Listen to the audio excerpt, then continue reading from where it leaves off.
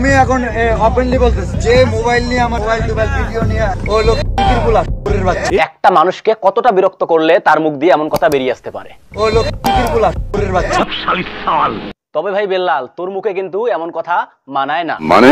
কারণ তুই নিজেই কিন্তু তোর সময়ের মূল্য 10,000 টাকা বিক্রি করে দিয়েছিস। 24 ঘন্টার জন্য 10,000 টাকা পেমেন্ট নিব। তবে এখন কেন এদের গালি দিচ্ছিস? ওই লোক বাচ্চা। সুটিয়ে লাল করে দেবো, নোংরামি বার করে দেবো। লোড কি একটু বেশি হয়ে গেল?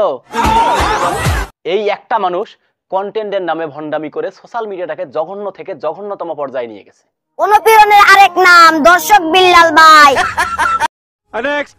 অনুপ্রেরণার আরেক নাম থটস অফ বাল ভাই। কি বলছিস তুই?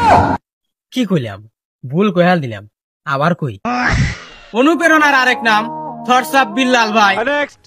অনুপ্রেরণার আরেক নাম থটস অফ বিল্লাল ভাই। এই তিনটা কাটল দেখতে পাচ্ছেন, ওইগুলো আমি চুরি করতে যাই। যদিও আমি চুর না, তবুও আমি এগুলা চুরি করব ভাই, কারণ আমার অনুপ্রেরণার আরেক নাম থটস অফ বিল্লাল ভাই। মানে এটা কোনো কথা? ইদানিং সে টাকা এবং ফ্যান ফলোয়ারের লোভে 64 জেলা ভ্রমণ করার সিদ্ধান্ত নিয়েছে। বলো কি? তুমি সত্যি বলছো? অনুপ্রেরণার আরেক নাম এমনি হই না।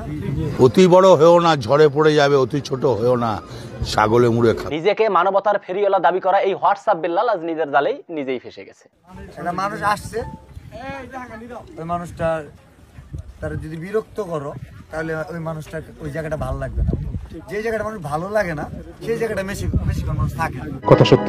জনপ্রিয়তার শীর্ষে উঠতে গিয়ে আজ সে নিজের মেজাজ নিজেই হারিয়ে ফেলেছে। ওই লোক বাচ্চা। ছি। আর ওইসব ফ্যানদের বলতেছি, ভাই তোদের কি একটু লজ্জা শরম নাই? ওপেনলি বলতেছি, আমি এখন একটু ওইখানে যাবো, 10টা আমি সময় দিব। যে মোবাইল নিয়ে আমার একদম আমার নাবো, ওই লোক বাচ্চা। এই অপমান আমি সহ্য করব। তোমাদের মতো ফ্যানদের কারণে আজকে সে থটস অফ বিল্লাল। সে হয়তো এই কথা ভুলেই গেছে। ওই লোক বাচ্চা। এই বোকাচোদা কয় কি? তাই তো এত মিষ্টি করে তোমাদের গালি দিচ্ছে। এটা হাস্যকর। এখনো সময় আছে ভাই, এই সব ভণ্ড হতে নিজেদের দূরে রাখুন নিঃসন্দেহে তুই ঠিক কথা বলেছিস। এবং নিজের যোগ্যতা অনুযায়ী কন্টেন্ট তৈরি করে নিজেই সেলিব্রিটি হওয়ার চেষ্টা করুন।